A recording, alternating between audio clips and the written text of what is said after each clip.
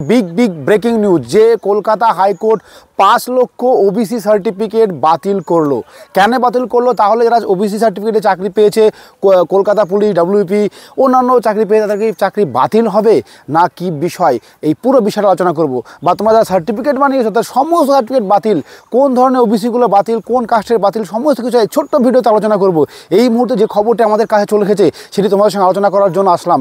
তোমরা প্রথমে বলবো তোমরা ঘাবড়িয়ে যেও না, খবর একেবারে পুরোপুরি এই যে কলকাতা হাইকোর্টের অর্ডার আসবে সেগুলো পড়লে আরও বেশি ক্লিয়ার হয়ে যাবে। তাই আগে বলবো, এখন প্রথমত বলি 2010 সালের পর থেকে অর্থাৎ 2011 সালের পর থেকে যে সমস্ত ওবিসি সার্টিফিকেট বানানো হয়েছে তাদের মধ্যে কোনো অফিসিয়াল নিয়মকানুন বলে মানা হয়নি, এই মর্মে তারপরে বাতিল করা হয় 5 লক্ষ ওবিসি সার্টিফিকেট।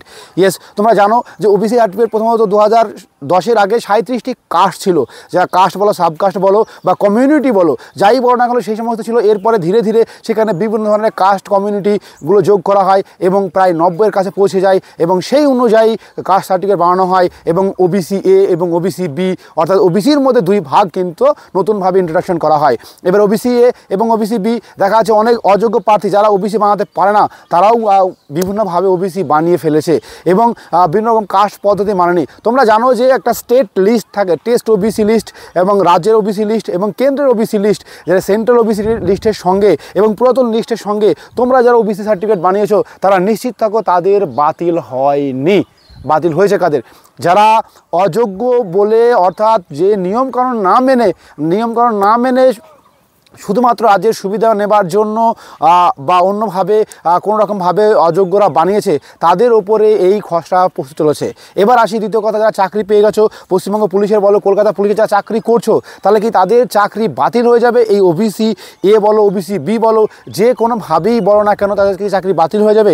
নিশ্চিত থাকো, কলকাতা হাইকোর্ট এটাও বলে দিয়েছে যারা ওবিসি দেখিয়ে চাকরি পেয়ে গেছে তাদের এর রায়ের কোনো প্রভাব পড়বে না, এই রায়ের কোনো প্রভাব পড়বে না, অর্থাৎ তাদের চাকরির ভবিষ্যতে কোনো অসুবিধা বা সুবিধা বা কিছু হবে না। তো তোমরা নিশ্চিত থাকো। এবার কথা, যারা ফর্ম ফিল আপ করেছো বা যারা ভবিষ্যতে ফর্ম ফিল আপ করবে তাদেরকে পরিষ্কার করে বলা দেওয়া আছে এই ওবিসি সার্টিফিকেট দেখিয়ে বর্তমানে আর কোনো ফর্ম ফিল আপ করা যাবে না, অর্থাৎ ব্যবহার করা যাবে না।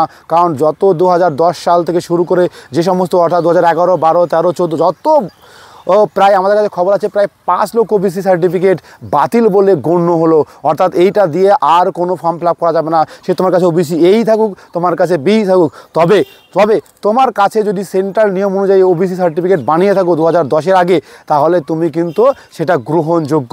আরও বিস্তারিত জানবো আমাদের ইউটিউব চ্যানেলের মাধ্যমে। আরও যখন আমাদের কাছে অফিসিয়াল কলকাতা হাইকোর্টের পুরো রিপোর্ট আসবে আমরা অ্যানালাইসিস করে তোমাদেরকে জানিয়ে দেবো। এবার বলে থাকি, তোমরা যারা পশ্চিমবঙ্গ পুলিশের জন্য প্রিপারেশন নিচ্ছে, আবাসিক কোচিং আসতে চাও, চলে আসতে পারো আমাদের আবাসিক কোচিং সেন্টারে, যেটি নদিয়া জেলার করিমপুর অবস্থিত, আইকে স্টাডি ফোর্স একাডেমিতে। আর ভিডিওটি প্রথম থেকে থাকলে অবশ্যই চ্যানেলকে সাবস্ক্রাইব করো, বেল আইকনটি শেয়ার করো এবং লাইক কমেন্ট শেয়ার করতে ভুলবে না। আজকের ভিডিও পর্যন্তই, তাই নিশ্চিত থেকে যাও বা ঘাবড়িয়ে যেও না। যারা চাকরি করছো তাদের চাকরি থেকে গেছে, তাদের কোনো সমস্যা নেই। যারা ফর্ম ফিল আপ করে ভাবছো তারা আর বলবো ওবিসি সার্টিফিকেট দেখে এখন ফর্ম ফিল আপ করো না, আপাতত অপেক্ষা করো এবং তোমার সার্টিফিকেট ভেরিফিকেশন একটা স্টেজ হবে, সেই ভেরিফিকেশনে তুমি যদি উত্তীর্ণ হয়ে যাও তাহলে তোমার সার্টিফিকেট ওকে আছে এবং কাস্ট, সাবকাস্ট, সেন্ট্রাল লিস্ট এই সমস্ত মিলে কিন্তু একটা ভেরিফাই হবে। তো যাই হোক, আর কিছু বলছি না, আরও বিস্তারিত পরবর্তী ভিডিওতে আমি আনছি।